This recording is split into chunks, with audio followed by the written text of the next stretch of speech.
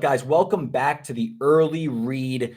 We're in a bit of a lull in the sports calendar. We have like the post Super Bowl hangover. College basketball is in full swing, but don't know if it's getting like all the attention. A lot of chatter around the NBA All-Star break. Second half of the season coming up, obviously. The All-Star weekend came and went to mixed reviews, we'll call them. But we do have the second half of the season coming up, about 25, 30 games left, the unofficial second half, and to go through player props, playoffs, awards. One of the best in the business is Joe Dellera, at Joe Dellera, JoeDellera on Twitter. You can find his work at the Action Network, his Twitter, a bunch of his player prop stuff there. One of the best in the business. And of course, he's the host of his own podcast, the Cash That Podcast, who once upon a time had myself on. Joe, again, one of the best player prop guys in my circle. I think you're fantastic at it. Thank you for coming on the show. How's it going? Dude, thanks for having me. It's always fun to chop it up. It's been a minute since we talked college football because I know that's your forte. But no, it's definitely fun. We're in the home stretch of the NBA regular season. It sounds funny because a lot of people are just tuning into the NBA like right now for the first time, after the Super Bowl with the All-Star break. But there's a lot of data and a lot of good angles that we can play moving forward. So I'm excited about this podcast and I appreciate you having me on. So let's start there. Player props, obviously, softer market than your typical like sides and totals on a game. Do you think like right now, I'm kind of dropping you in like game 55, 60 versus game like 10 or 12.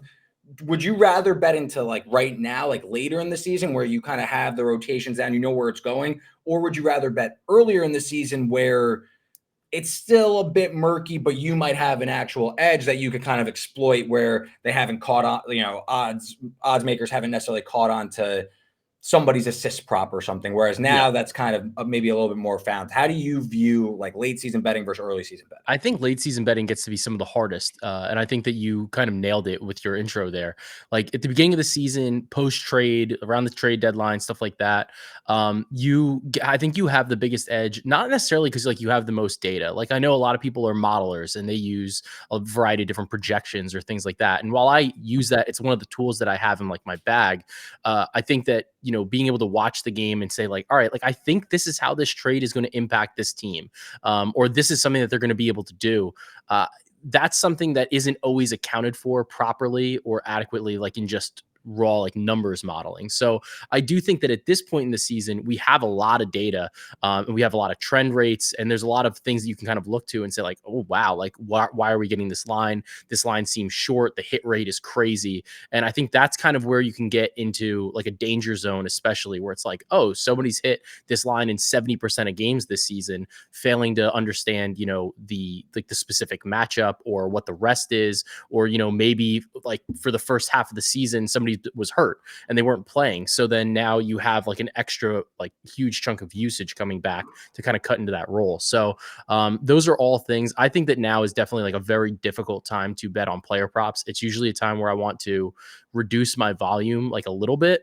But I still think that there are a lot of edges just given the fact that there's a lot of teams now that are tanking or there's teams that are gunning for it in the playoff standings. So if you can use like motivation to help you with your cap, then like it can kind of help understand like for you to understand like where there's maybe value in a particular player's role or what their minutes might look like moving forward. Yeah, like coach speak, rotations, I know is obviously a huge thing. And college sports is typically my like where I'm in the weeds, I'm locked in, but my pride and joy, for anyone that's listening to the podcast, I imagine they follow me on Twitter and know that I'm like the biggest Nets fan alive. And I always like to do, because I think it's more, I like to do it to challenge myself, and it gives me a little bit more incentive to watch the games. And I think that I actually do have a bit of a heightened awareness about my team, the Nets, because I watch every game and I have an idea. Last season was a lot better than this season because, obviously I only want to, this is not like me trying to like make serious money. I'm more doing it for entertainment purposes. And so when the Nets, they fall off the wagon, now I'm like losing money on these, which is very frustrating. But also I still think that trying to understand what the Nets are doing, where the rotations are going, who's starting to get more usage, who's getting less usage, specific matchups.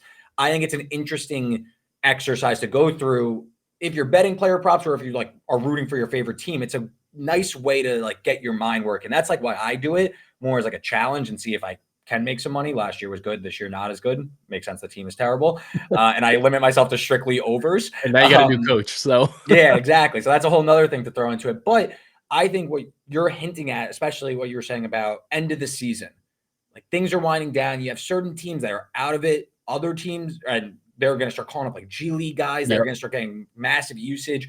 Whereas other teams, their rotations might shrink now. They're in the playoff push. They're gunning for position. How are they going to handle back-to-backs, certain matchups?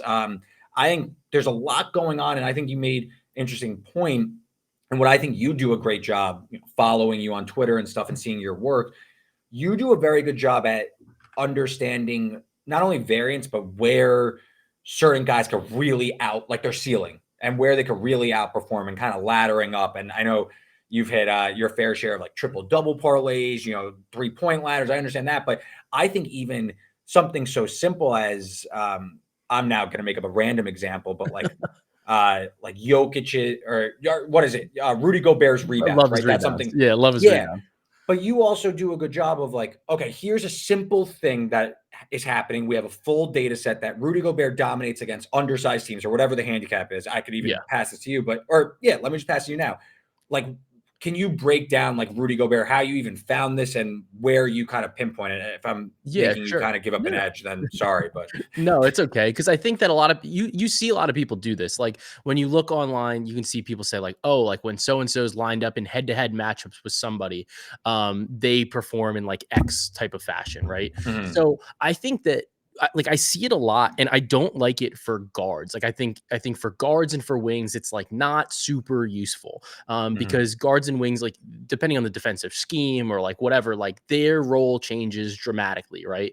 Whereas with a guy like Rudy Gobert, I think head-to-head data is much more significant. He's a center. He's not a stretch five. Like that's just not what he does. He's an incredible drop defensive center. And that's what he does. And basically teams, because of what he is and what he like and how good he is, he's gonna win defensive player of the year again this year, I think for the fourth time. Like because he's so good, teams construct their defensive schemes around what he's good at. So for me, like when I'm looking at Rudy, I'm like, okay, I know exactly what kind of defense like you are set in. Like it doesn't matter which team you're on or like anything, like that's the role. And then I also know like on offense, he's not stretching the floor. Like that's just not what he does. And even on defense, because of the scheme, he winds up being in the paint. So I think that a lot of the head-to-head data for like a Rudy Gobert is extremely useful because like if he's head-to-head with a guy like Chet Holmgren, for example, like obviously small sample size right now, but you can see like head-to-head, it's like, all right, this is how this matchup's going to kind of go. Or you could look at like a Vucevic and see like how has he performed against him over like the whole course of his whole career. So I like being able to look at that. Just because I think that from a scheme perspective, centers generally are most consistent throughout their careers and throughout like even whatever team they're on.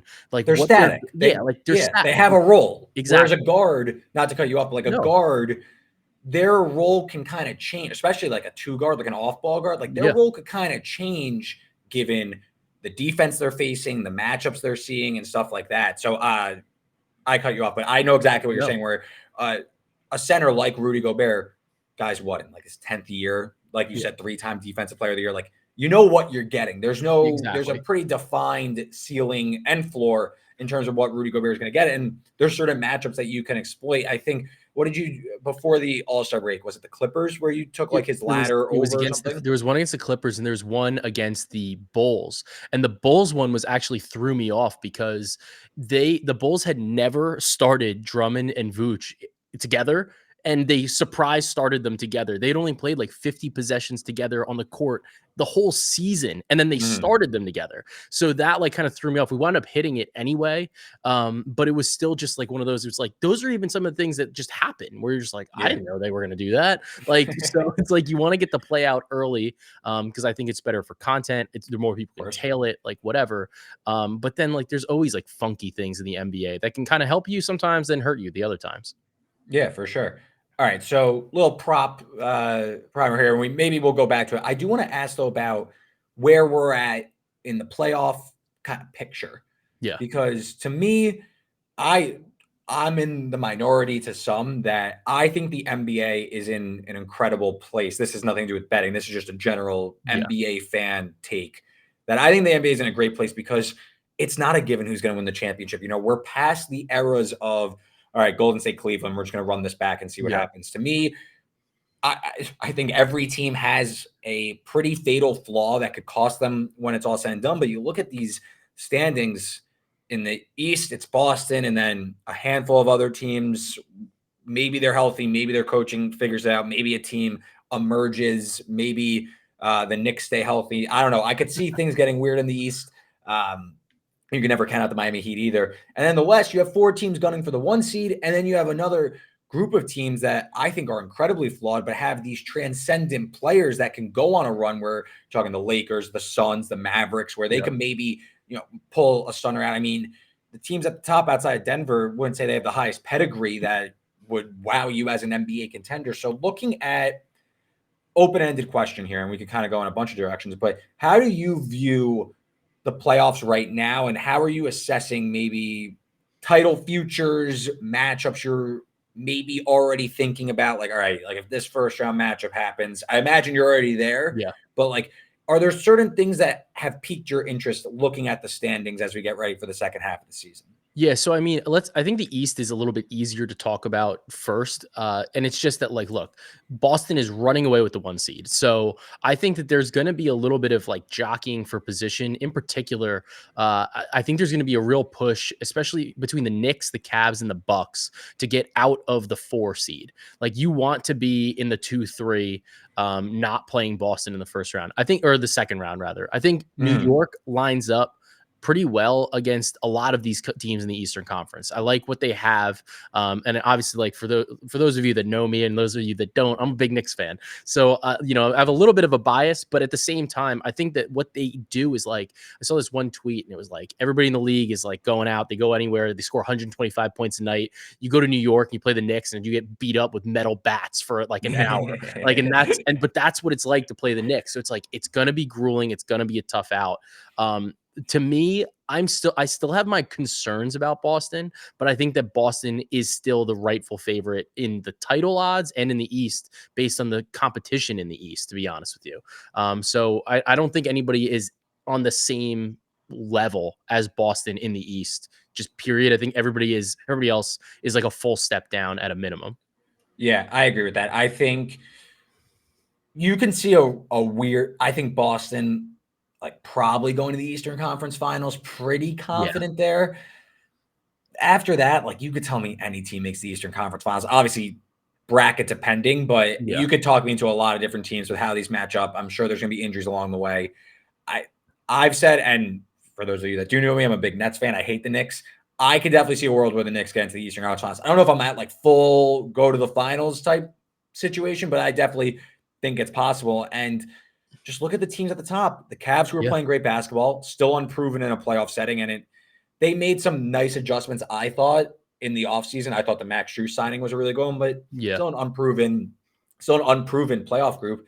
I think Milwaukee, I don't want to eat my words and say like they're cooked, but I would be very surprised if that team went to the NBA Finals. I think Yeah. that I don't see it coming together. I don't think that the roster's there, nor do I think the coaching's there. Yeah. So I like mean, I don't think dude, the no. first time that Giannis shared the ball with Dame was in the All-Star game. Like It that was was it. Like seriously. I was when where was I was somewhere and I saw the notification that the Bucks fired Adrian Griffin, and Yeah. I was like, wow, like good for the Bucks. Like, it's not Interesting. working. Yeah. You got a finals like motive here. Got to make a move. It's not working. And then like 2 minutes later, it's like, well, Doc Rivers is emerging as the can. I'm like, oh, I take everything back I just said. Like, and they're not. One step forward, 2 steps back. Right. And you're getting the full Doc Rivers experience now in hyperspeed, where what is he coached 10 games and he's already throwing Like players 3 under the and 7. bus, Yeah, like it's bad. saying that they're the players were ready for Cabo. Nothing about him. And then he was like, "Yeah, I thought it'd be a little bit easier coming in here. Maybe they should wait till the All-Star break." Like just deflecting all blame towards other people. Yeah. Just classic Doc Rivers fashion. It's not great for Milwaukee. And honestly, like I think that the one concern for a lot of these teams in the East is like the teams at the bottom are interesting. Like Orlando's, I think, pretty good. Miami, obviously super well coached. Indiana's offense incredible, but Philadelphia is going to be a real wild card because if you That have was going to be my Philly, next question. like if you have Philly coming out of like the 6 or the 7, because I think it's likely that they can fall. I don't think that they will get knocked out of the playoffs at all. Like I think that they will be a playoff team, but I think it's likely that they struggle without Joel Embiid. If Joel Embiid comes back with like 2 weeks to go, I know that ramping up during the postseason or at the end of the season very difficult. Obviously, might not be like playing at 100%.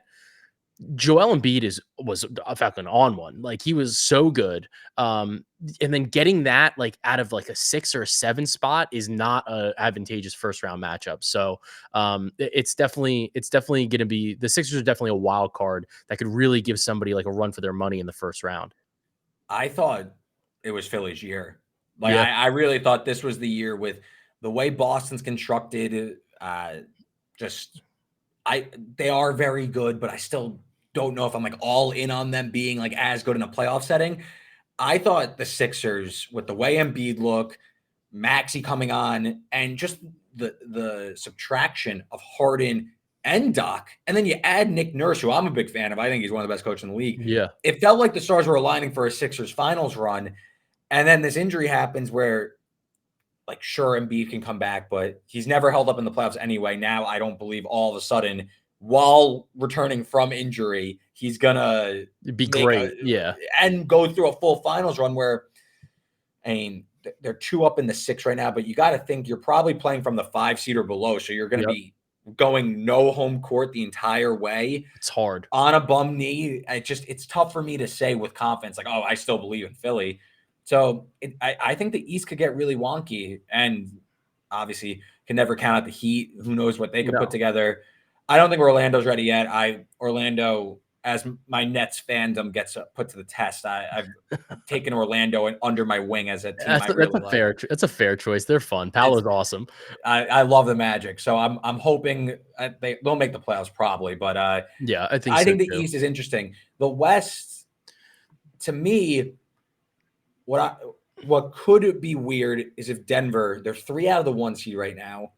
I don't think they need the 1, but if you just look at the standings, the top 4 teams are all significantly better at home versus on the road, and that makes a ton of sense. But is home court going to matter in the Western Conference? Where if you can name any team, but if the Clippers got the 1 seed, is that really going to be impactful for them going through the Western Conference? Where I think the West, there's just a lot of really good teams, and it's probably Yeah. going to be, it's going to come down to an injury or two. But how do you view the Western Conference? So I think the West is really loaded. I don't think that Denver is like super concerned with seeding. I think that they are very comfortable playing like whoever they play, right? I think that the seeding is interesting, especially for teams like Minnesota and Oklahoma City, who are younger teams that I think would really, really value home court. The problem is when you look at the West, you're the 1 seed, you're the Timberwolves, and like what? You might have a first round matchup with the LeBron, or you might have a first round matchup with Steph Curry, who is just Yeah. going like thermonuclear right now. Like the Warriors look great, the Lakers look really good. But the thing is, like all of these teams in the West look really good. I could maybe see a little bit of jockeying around for the 3 seed, because if the 3 seed isn't like the Pelicans or the Suns, and like maybe like let's say it's the Kings move up. I think the Kings are like a relatively weak spot in the West. Like I Yeah. wouldn't be surprised to see them, potentially get bumped.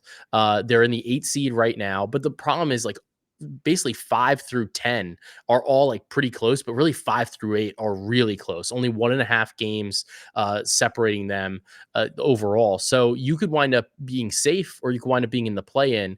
And it's one of the things that makes it difficult to bet on the Western Conference right now, because I think that the matchups and seeing how the Yeah. bracket is going to unfold is super, super valuable. So for me, if I'm betting on the West, I'd prefer to not bet on the West right now, just based on the fact that I think that the matchups are going to make such a difference and like what the potential path could be. I'll wait, maybe lose a little bit in terms of like the odds, or like lose 50 cents or something like that Mm. in the market, for the certainty that I have this team in the spot in the bracket that like I want.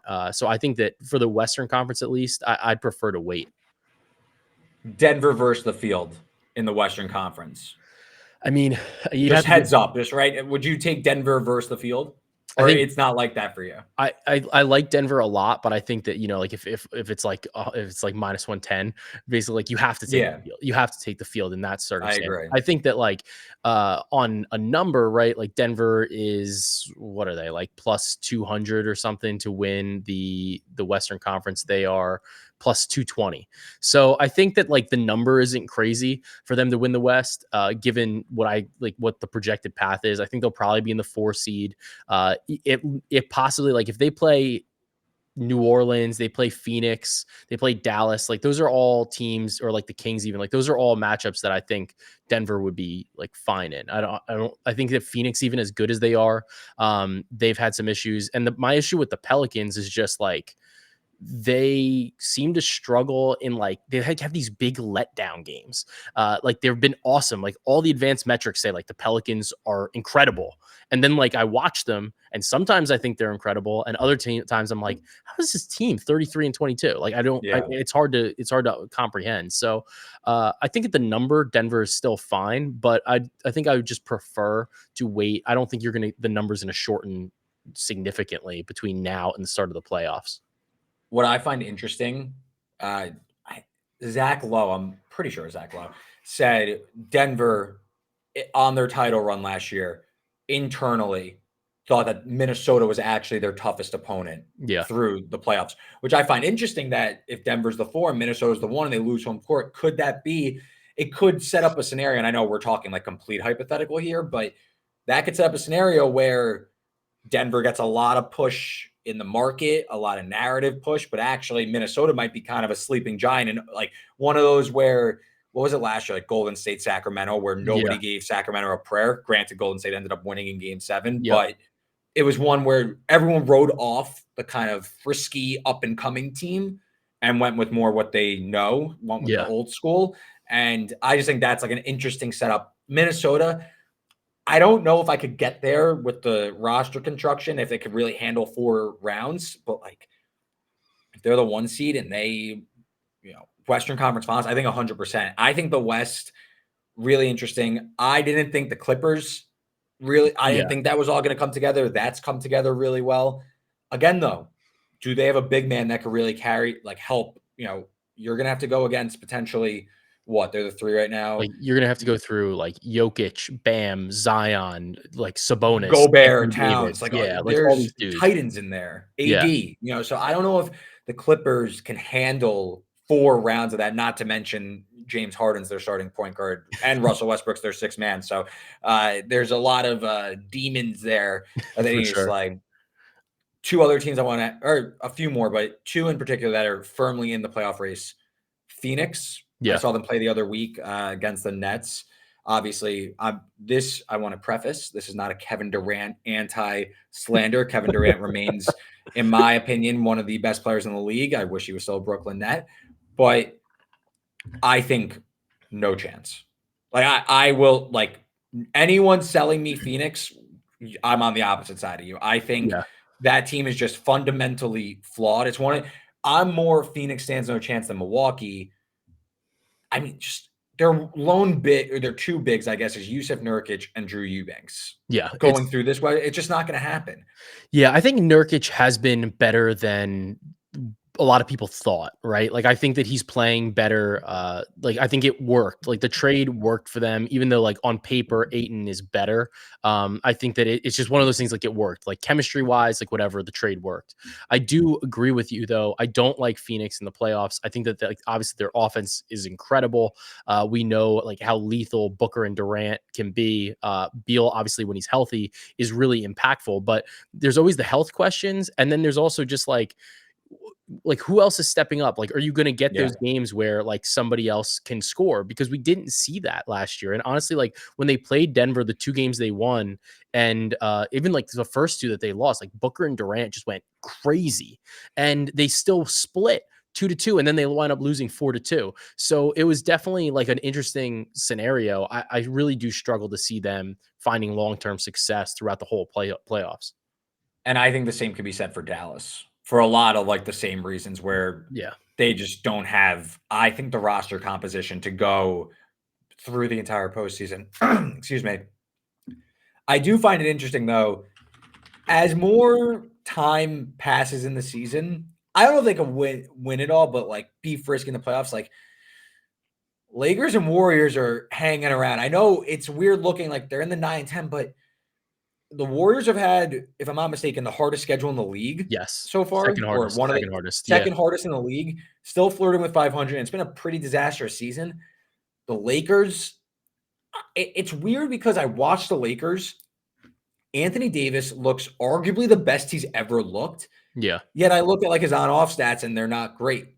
So No. I don't know what the disconnect is there. LeBron, again, can he handle a full 2-3 month playoff run at age 39? But when he plays, he's been fantastic. They're 30-26, and it feels like the sky is falling for the Lakers. Joe, are either of these teams pique your interest, or do you think like maybe they could go like win a round or two and then they flame out and they bow out and it's going to go to the Denvers of the world or the Thunders of the world? Or do you think like they could maybe make a run as well? So I bet on the Warriors to make the playoffs at 2-1, and I bet on them to win the title at there was like an 80-1, about a week ago or a week and a half ago. My thought process was I think the number is bad. So I like them. I like honestly both the Lakers and the Warriors kind of like over the Dallas Mavericks and the Sacramento Kings. I agree. So like I don't have Completely a problem with that. The basically like you kind of need one of them to like leapfrog the like into that 7-8 spot for them to both get in. If they both can get in, I think the Western Conference is just like it's so loaded just based on the fact that like those teams have that pedigree. Part of what I liked about Golden State though was, and when I bet them was the day that they benched Clay. And in part it was because of the fact that Kerr was able to set aside like the emotions and stuff like that, like and actually like coach the team. Like he did a good job coaching to get Clay to understand like what his role is, like what's going on, like help manage some of those egos, and you can start some of your better lineups then if you're Golden State. And then Clay, like we've seen him close, like he went crazy. I think the first game off the bench he scored like 30 points. I think So it's 35. But it yeah, was something, same point. something nuts, right? So I like Golden State. I like the coaching. I like what we see from the lineups, and like some of the lineups with like Draymond, Curry, Pods, and Kuminga have been dynamic. So I like that. I think that there was value on the number just based on the fact that like if they get in, let's say they're the 8 seed or let's say they're the 7 seed, like you're gonna play two relatively like untested playoff teams in the Wolves and the Thunder. Like I don't mind that in, it just is like a portfolio piece. If you're getting 80-1 on a team with Steph Curry on it, who has been looking great, they're 8-2 over the last 10. Like that's not a bad spot to be in as like a bit of a buy low scenario for a team in the Western Conference that I think, they can get in. And I think if they can get in, like they could definitely make a little bit of noise. Yeah, the West, the way it's constructed, it's not a perfect comparison because it's 4 out of 7 and all that, but it does feel more like a MLB type scenario where like you're just trying to like make the playoffs. Yeah. And then you figure it out once you're in. And like, guys with these pedigrees that could go crazy for 2 weeks at a time and win a series. It just feels like these guys, especially with the play in, just get in and we'll figure it out once we're in. We'll draw somebody and we'll make it work. But it does feel like the East feels like, okay, it's Boston until they melt down. Yeah. The West feels like you could tell me a bunch of teams. You could tell me like 5 teams end up coming out of it, and like I can't say no. No. Like to me, like Phoenix and Dallas don't even qualify in that. You could still tell me like 5 or 6 teams could possibly make it to the finals, which I think sets up for a really exciting awesome. April for June. Yeah, this is it's gonna be a my lot of fun. opinion. Great. Yeah, that's what the league. I think. I don't know if people might like the legacy stuff, but I think this is what is going to make the league better and more viewer friendly. Is that like there are a lot of teams that can make a run here and possibly end up winning it all. Before I get to awards, are there any players that you have circled during this All-Star break as like, all right, we're going to come out of the break here and like I'm going to try and target so-and-so's points or this one's rebounds or, right before the break, this guy's minutes were coming up. So I'm going to like have my eye on him. Is there anyone that stands out to you coming out of the All-Star break? Yeah, I mean, Denny Avdia has been tremendous for the Washington Wizards, and like it's disgusting. Like we're talking about the Wizards right now, one of the worst teams in the league. But like, look, they've been giving him run lately. Over his last 4 games, he scored 43, 25, 21, 24, and it all like correlates with the fact that he's getting minutes. Over those last 4 games, he played 40 minutes, 34 minutes, 40, 42. So all of a sudden, like when he saw his minutes spike, and they were like, you know what? Let's like reel off a Kuzma a little bit. Let's reel off a Jordan Poole. Like, let's give him the ball. Like, let's see what happens here. And he's been awesome. Like, just been tremendous. So I think that he's definitely somebody that I'm targeting. You can get his points line at 15 and a half points for this game coming up against the Denver Nuggets. Obviously, tough matchup against Denver, but it's been in a completely different role. So I Yeah. think that like Denver, they'll still give up some points. The defense isn't like world class or anything like that. 15 and a half points based on what his usage has been over the past couple of games. It's definitely a spot that I'm targeting right off, like right when we get back from the break. So I bet it minus 102 at FanDuel. Like I would lock that in. Love it. Denny Avdia. Yeah, so I I like asked him. you I asked you a player prop. Yeah, let's go with Denny Avdia from Washington. Yeah, can't get enough of him. Yeah. What else are you thinking? What else is coming down the pipe? So he's been really good, and then I'm really curious to see what's going on with Brooklyn, right? So new coach, they fired Jacques Vaughn. I have no idea what they're going to do with this rotation, but Mhm. it wouldn't like I feel like you got to play Cam Thomas, right? Like you have to Yeah. let him like get a ton of run because they're in a position to still make the play-in tournament. So I'm curious to know like, well, and we'll see right away. Like, is management going to be like reel off the gas, tank? But they don't have their own. I don't think they have their own picks, No. so So there's no I'll incentive. I'll assist here. Yeah. I'll assist. I imagine the Nets, who no, they don't have their own pick. They swap with Houston. So the incentive is going to be, hey, let's make the play in tournament and try and go Yeah. as far as possible, so the pick doesn't turn into something great. They're like, yeah, like you said, they're 2.5 out. It's not like there's world beaters in front of them. So I think they're going for it. What I was looking at before the All Star break was a lot of Nick Claxton rebounds, which he's averaging. He's I been don't even have the numbers up crushing. in front of me, Yeah. close to 11. But even with Simmons, he has been hauling in rebounds. So it hasn't, like, Ben Simmons on the floor hasn't necessarily changed that much. Yeah. Uh, Simmons, obviously, when he's on the floor, the ball is sticking with him, and he's going to try and not look at the rim and pass as fast as possible to someone open. So Simmons assist. I think Dennis Schroeder, Yeah. honestly, a welcome addition to the Nets, a table setter as well.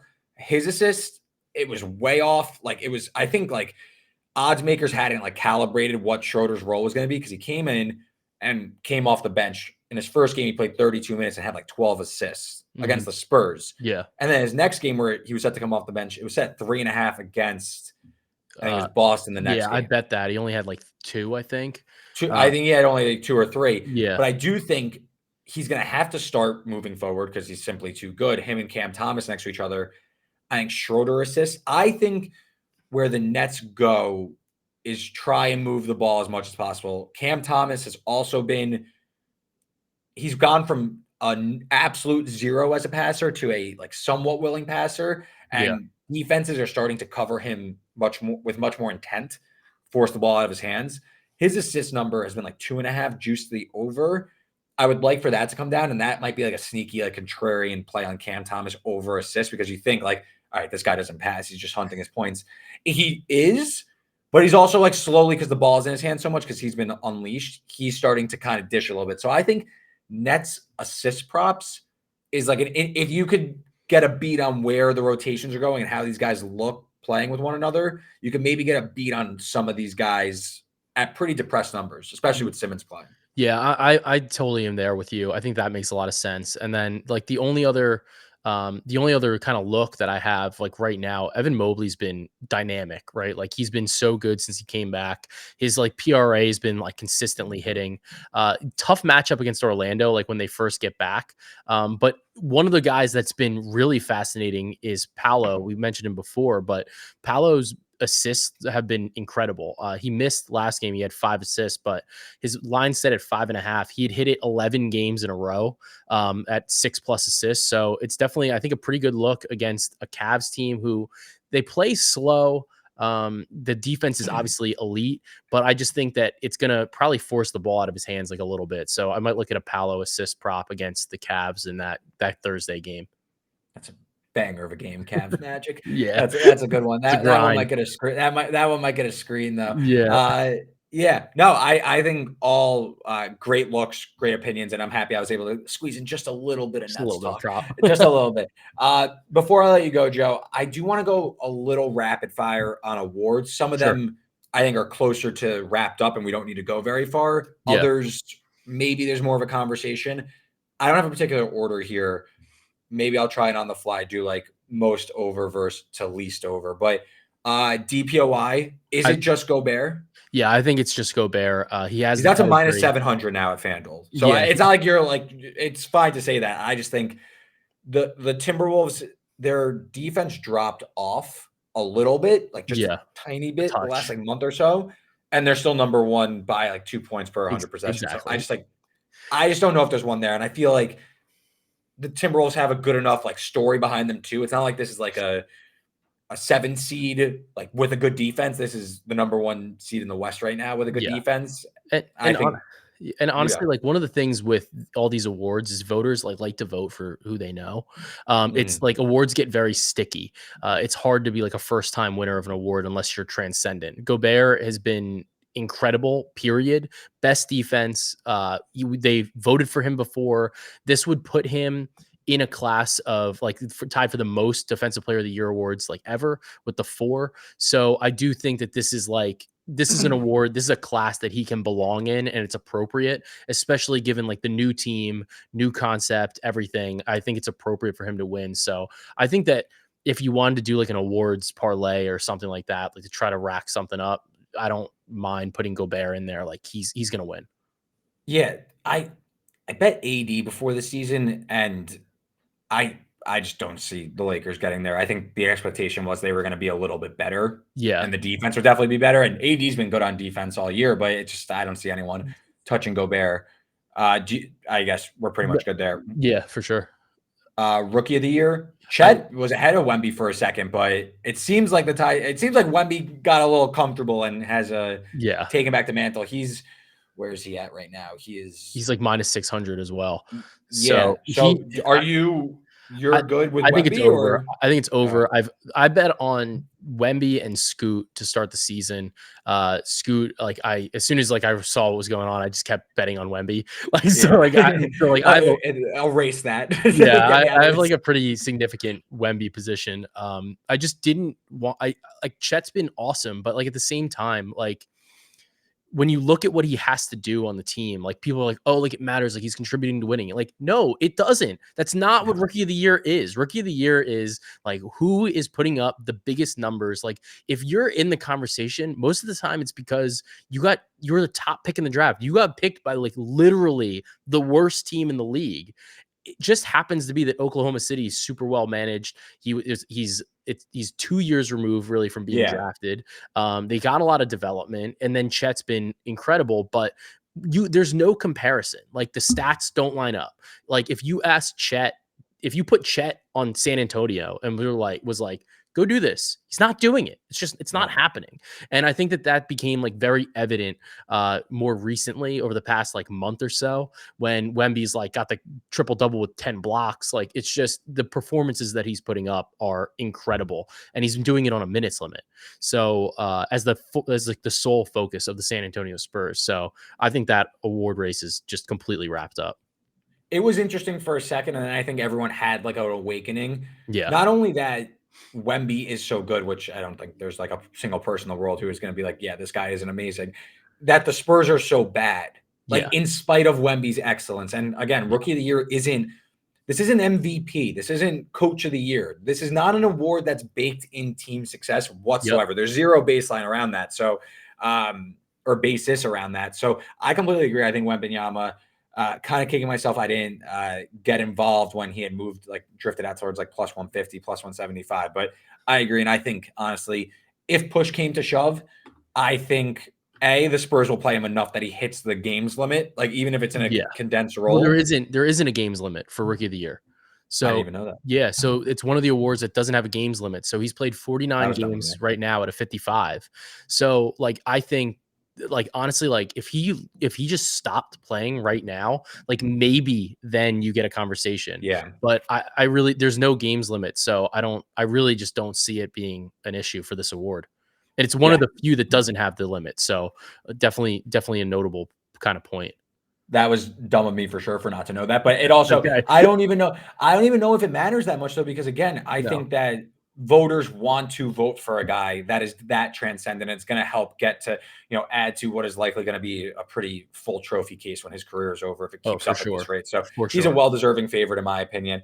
Uh, Next, this is a weird one.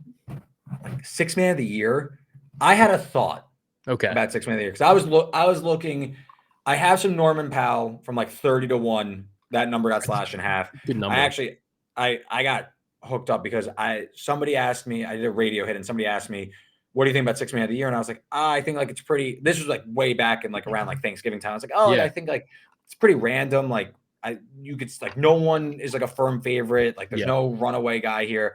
I think like Bogdanovich is like 30-1 and like he should probably be closer to like 10-1. And I was in New York and I hadn't gotten back to Jersey until I was going back for Thanksgiving, and it just completely like I You had the blank. intent to Yeah. bet Bogdanovich, and I completely forgot about it. And meanwhile, he like slips to like 750, 600. I'm sitting there like, all right, so like I have no money on this guy, and now I have to root for him not to win six man of the year because if he does, then I'm going to be so upset. So Yeah. I became like actively rooting against. I'm like, all right, like you do like your award, like when you wake up and like you double check the awards, like all right, have Bogdanovich. Like I basically Like, how's this I'm guy like do? against him. I'm like basically against him without any money on it. Yeah. So Bogdanovich drifted back. I bet a little bit of Powell because like the Clippers were doing really well. He is low key. It's not like high usage, but he's almost a 50-40-90 guy. Yeah. I think Monk should be the favorite. I think that swap with Hardaway makes sense. Yep. But you could tell me any of the top four guys, Monk, Hardaway, Powell, or LeVert win. The guy I looked at yesterday, Naz Reid 80-1. He's so He good, probably does. but He probably doesn't get up enough and get enough buzz yep. to really get home. But like 80-1 seems a bit wide. Like if this was like December, maybe there's like enough time for him to get there. But any strong opinions here? I think it depends on like if you have a bet right now, right? So like Yeah, I think that having a Powell ticket allows you to bet on Malik Monk like that's what I was comfortably. thinking of doing. Yeah, So because my thing is right, like I don't like the Kings, like I don't really like their prospects this year. I don't think they'll like totally fall out. Like I think they'll be at a minimum a play-in team, right? But with that being said, what the thing with the Kings is like I just don't like I don't really trust them to like move up, right? So I don't Mhm. team success matters a little bit for six man of the year. So I think that's where like Powell helps you. But like what Monk has done, he's averaging like 5.3 assists per game this season, which is far and away more than LeVert. I think it actually is more combined than like LeVert, Powell, and Tim Hardaway Jr. is what Monk is averaging on assists. So Monk's averaging about 15.2 points, I think, and 5.3 assists. When you look at that, he's contributing to like more points per game than any of those guys. And he's also able to like effectively run an offense to a degree. And I think that that's super important, especially because like when you look at like Tim Hardaway Jr. has no moments this season. You're not like, oh yeah, No. like there's a Tim Hardaway Jr. moment, but there have been games that Malik Monk has won for the Sacramento Kings. Like he's got those 30-point explosions. He's got those games where he's got like 8 assists or something like that. So I do think that Monk is the play. I would use Monk as a hedge if you have a position, but if you don't, like I would just probably wouldn't bet into this market otherwise. I agree. It feels weird. The other note I have here is that, and maybe I'm just like talking about my own Norman Powell bet, but please let me. Last year, when it was tight between Brogdon and Quickly, a lot of Yep. the people that voted publicly cited not only was Quickly's best moments that like padded his stats when he was starting, like that Yep. week or two stretch where he like had like multiple 30-point games. Also, Brogdon's like team impact, like the fact that when he was on the floor, the Celtics were better when he was Yep. coming off the bench. So if we are looking through that lens and maybe the voters start to vote that way, Malik Monk is a negative 0.5. Tim Hardaway is a negative 0.6. Norman Powell's at plus 6.9. Yeah. So when Norman Powell's on the floor, the Clippers, who are better. flying up the standings here, are better. So I think Karis LeVert, I believe he's like a plus like 0.2. He's been good, Or but like not good, plus not as good. 2.1. Yeah, not as good. I don't know if Karis LeVert gets enough buzz to get there.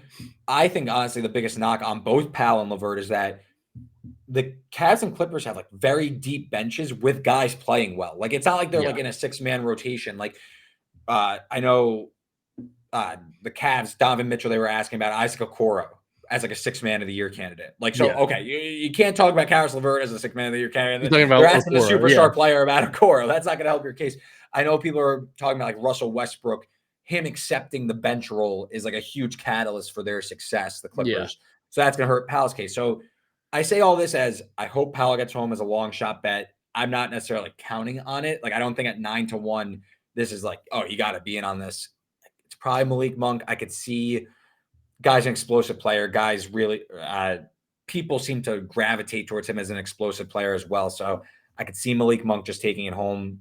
Wouldn't like bet him at minus 115 though at No, all. This is I like don't. a very vulnerable market. Yeah, agreed. I wouldn't have a huge interest in like entering this now.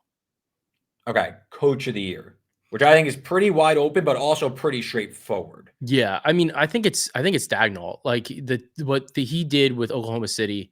There's a lot of moving pieces, a lot of different parts, and a lot of young players that he's had to really manage. And he's somebody that's like loved. Like a lot of people like really really like Dagnall. Like he's super popular, especially amongst coaches, which does make a difference. Because I think they have like a little bit more pull for coach of the year. Not saying that Chris Finch isn't like a very nice guy, isn't somebody that people really like or You anything like hate Chris that. Finch. Like I like Chris Finch. I've had coach of the year tickets on him before. But I think it's Dagnall's award to lose. I think that as long as they finish towards the top of the West, it should be okay. I think that JB Bickerstaff, he's like right there. Bickerstaff, my concern with him, and I think it's just kind of left a sour taste in a lot of people's mouths, is just like, well, you got like shit on by the Knicks in the playoffs, like, Yeah. and you refuse to adjust. So part of that I think is a little bit overblown. Like I think that there were only so many moves that he could make against the Knicks, but like still he did struggle coaching wise in that series. So I think that is kind of holding him back. Only long shot I think is maybe worth anything is Missoula. He's like 16-1, but Boston, look, like Boston's, they're just a machine. Like I think Oklahoma City would have to fall and Boston would have to go, like their win total right now is, they reopened it at 63.5. I think they That would have sounds to like, aggressive, no? it is aggressive, but like, I think that they would have to like blow by that. Like they'd have to go like 67 wins, 68 wins, and then Missoula can probably get this. And at that point, I think there's some markets where you can bet like alternate win totals or like win bands, stuff like that. I think that's just a better bet because even then, I don't know if Missoula wins, even if Boston has like one of those gaudy, like upper 60s win totals. To your point about Missoula, first of all, bad job. I mean, I didn't go with the odds. This is from FanDuel, but Dagnall's plus 190, Finch 250, Bickerstaff 410, Ty Lue 650, Rick Carlisle for some reason is 15-1, and Yeah. Joe Missoula is 23-1. My one knock with Missoula is I don't think people think of him as a good coach. No. Like, I don't think he's looked at as like Dagnall, Finch. Those guys are seen as like floor raisers. Even Ty Lue as like guys that have really made it work. Missoula kind of seems like almost like a trust fund baby. Like he took over this really good roster and kept it going. Yeah. Also, like we were talking about before, they're 6 up in the East. I don't know if there's like a big appetite, especially once it's clinched, which is going to be almost soon. Yeah. I don't know if there's a big appetite for them to like push for an all-time season, especially with the way the last 2 seasons have ended. They strike me as a team that's like, all right, we're not going for any sort of record here, especially like I know they started like a crazy home record. They're now 26-3 at home. So like that shines off. I don't know if the Celtics have like much of an interest in pushing the envelope for a big gaudy record. I have to, I have to like disclose my share, like to the shareholders. Portfolio. Yeah, I have Ty Lue 10-1. I think coach of the year is going to come down to who gets the 1 seed in the West. Yeah. I mean, I don't think Bickerstaff has a chance. I think that's all like I think that's helium. I think, like you said, there's no way people are going to gravitate towards him. Not to mention, I know that they did well with like the injuries and stuff, and like they're going to be the 2 seed. They were also the 4 seed last year, so it's not like right. They were the 4 seed. Yeah, Yeah, they were the 4 seed. it's not like they made some crazy jump. And I think by the time voting comes around, that the injuries to Mobley and Garland aren't going to be as top of mind. Yeah, I think that, like, I think that this, like, jump for Bickerstaff, like, I guess it's noted, but I don't think that he's, like, a serious winner. I definitely think the Western Conference will have the coach of the year. Yeah, I think so too. I do think it's stagnant, but I couldn't like fault anybody for voting for Finch. I think it's a two-man race. I think that's just kind of it is what it is. So if No you Tyler have like, Love. yeah, like I just don't see it. I think that people know that he's a good coach. But at the same time, it's like, yeah, had to manage like a lot of Mhm. personalities. I think that it's possible maybe like, he gets some votes, but I think they would have to jump to the 1 seed. And Yeah. I just don't know. I think they definitely could, but I just don't know if they like really care to push for that. Okay. Most improved player. Tyrese Maxey, since I believe the first game of the season, has been an odds-on favorite to Yeah. win most improved player. He's -190. I'm just looking at FanDuel. Make sure to shop around. Kobe White, I think everybody's favorite player that nobody talks about, is +410. Alperen Sengun +750. Jonathan Kuminga's 850. And then you see a bit of a drop off to your Jalen Williams, 34-1. Your favorite player, Joe, Denny Avdia, 75-1. Scotty Barnes, 75-1. I think that's pretty much where we probably could have called it a few players before. But simple question. Is Tyrese Maxey going to win most improved player or I no? I think so. The way that I kind of view it is Maxi was the guy that everybody wanted to vote on at the beginning of the year. And he has done nothing to dissuade people from doing so. Like the numbers that he's putting up are excellent. Like 26 points, 3 boards, 6 assists or 6.5 assists on the season.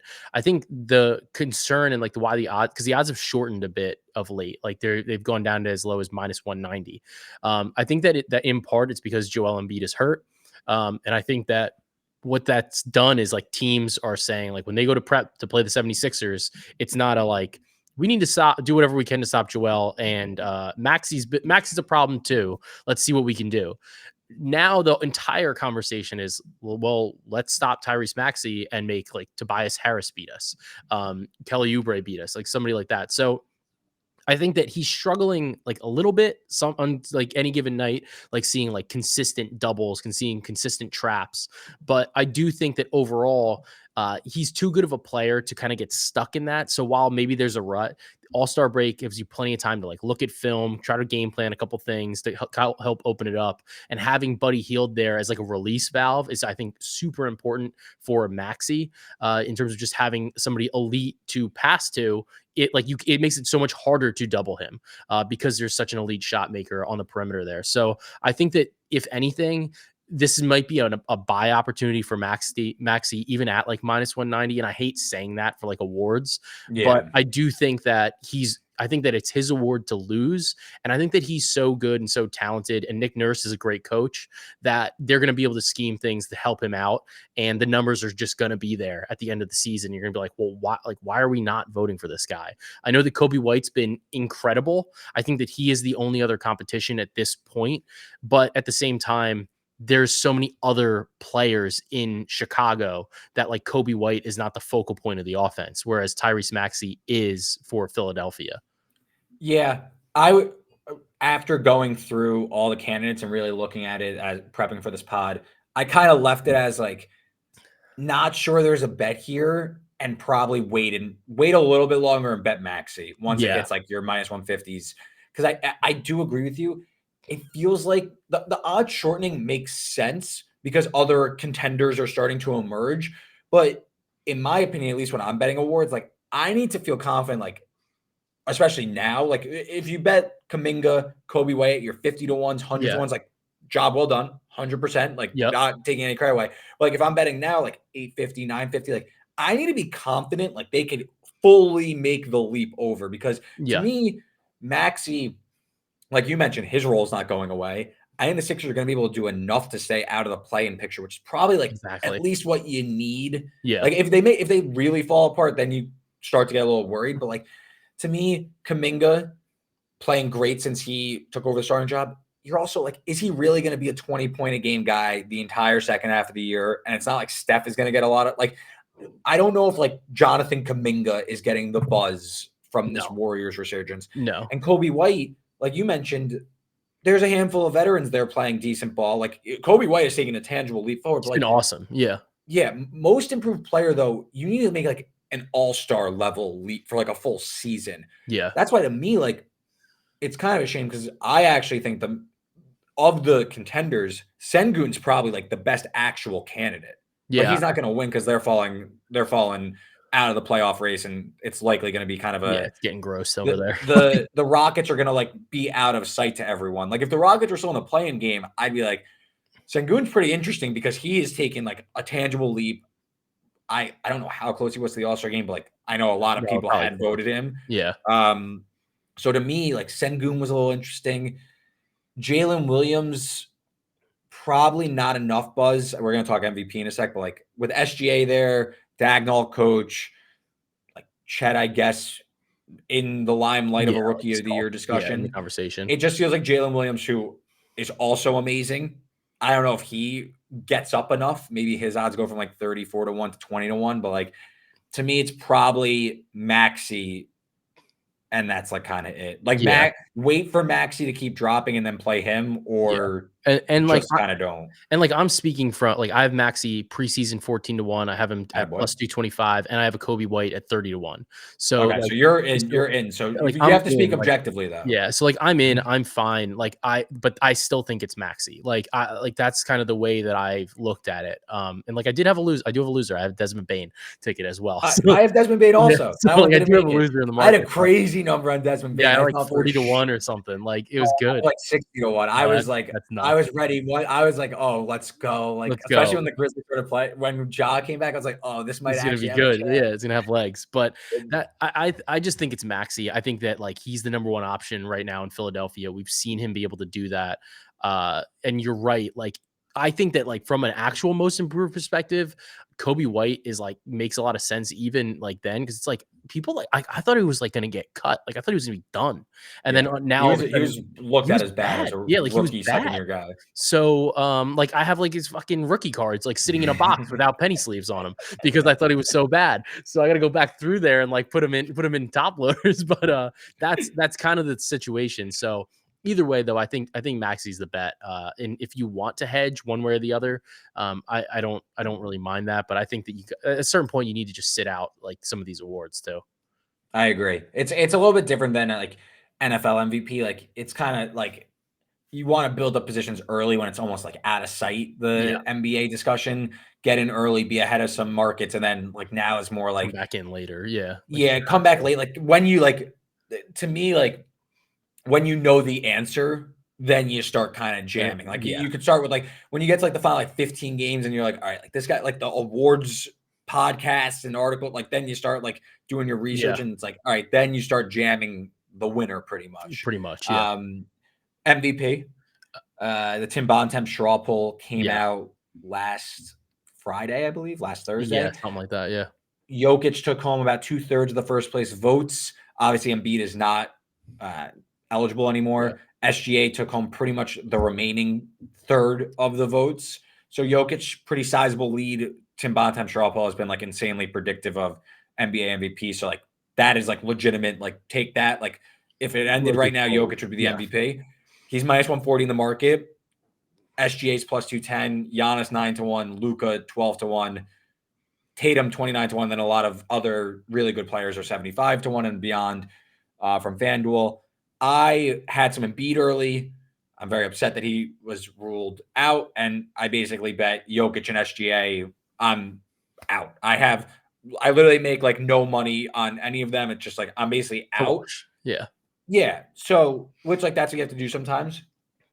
I am thinking about coming back in on SGA. I think So if there's one bet to make, I think it's Shea. I don't think Giannis has a chance. I don't think Luke has a chance. I don't think anyone's really getting up. I think it's Jokic or Shea. So what I would do to talk you off of the Shea position is Okay. basically, I think the only way Shea wins the award is if Oklahoma City is the number one seed. You Okay. can bet the number one seed at a better number than his MVP price. So you can Ooh. bet the number one seed at plus 325 at MGM. That's the last number that I checked.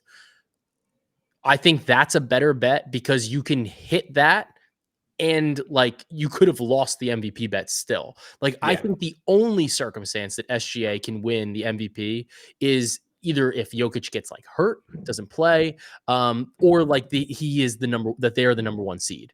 So I think that betting the one seed is like a better like proxy or so to speak Yeah. for MVP because you're taking out that voting aspect of it.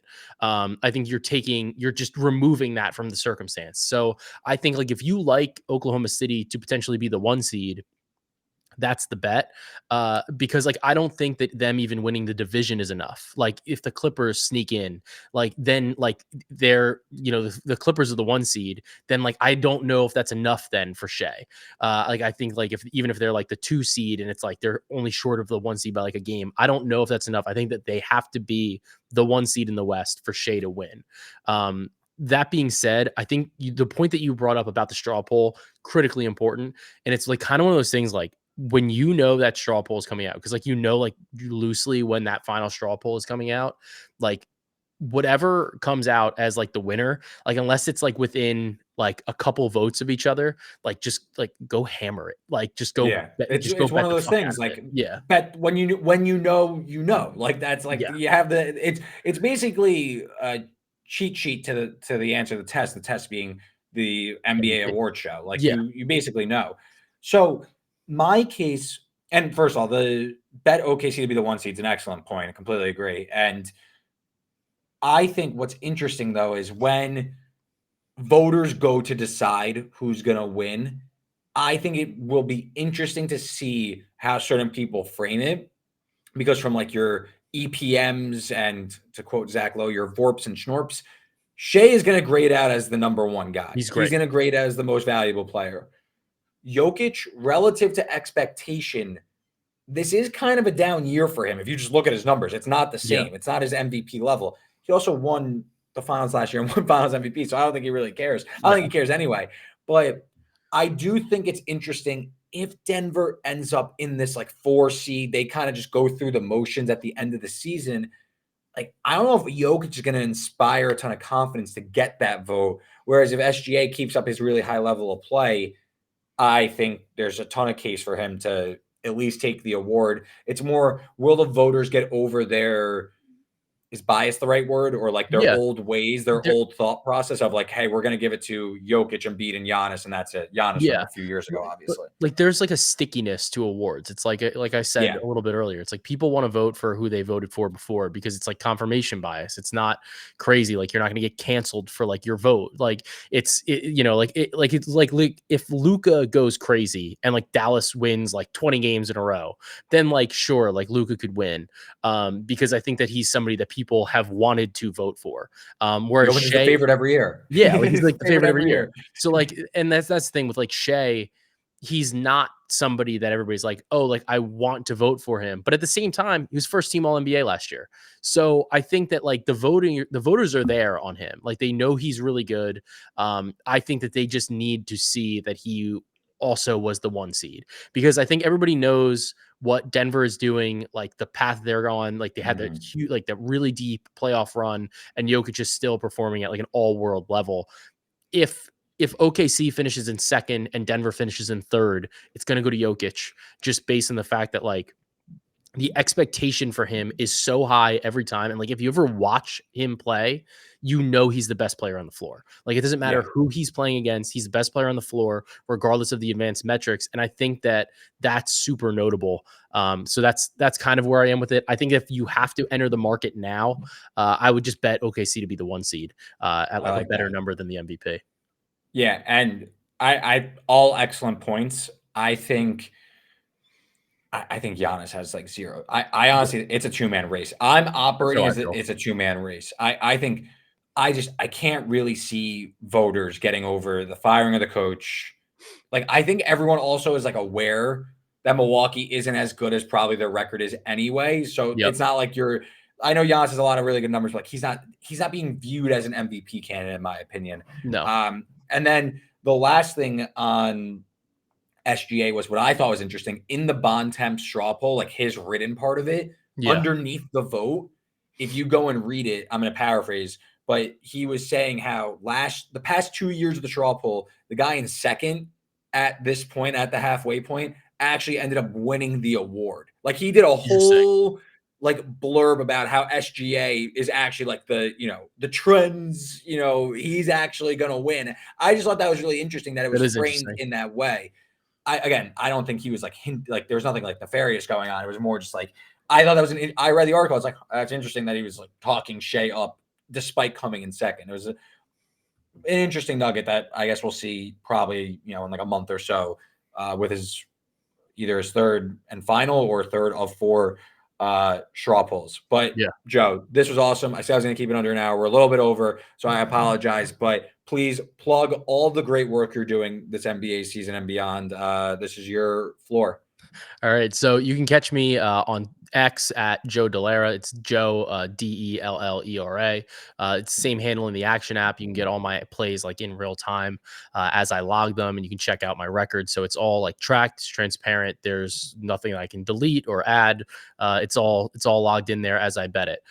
Additionally, you can check out my podcast, the Cash That Podcast. It's available on YouTube. It's available on Spotify, Apple, wherever you find podcasts. And that drops usually every Wednesday. This week might be a little bit different given the schedule of the NBA, but probably drop it still the same time. That's really where all my work is, and we do the best that we can, and it's mostly NBA focused, but we dabble with some outs props for the MLB market, stuff like that. I love it. Joe, I really appreciate it, man. Thank you for bearing with me. Seriously, a ton of actual info. His podcast is also fantastic. Like you said, you can follow him on Twitter at Joe Dellera. You can follow me on Twitter at Reed Wallach. We'll be back either later this week before the weekend or ahead of next week's college basketball slate. We'll be back in a final stretch before Selection Sunday. So a ton more college basketball content coming your way. Joe, best of luck the rest of the regular season. We might need to bring you back for the playoffs, but we'll talk soon. All right. Thanks, man. Thanks for having me on.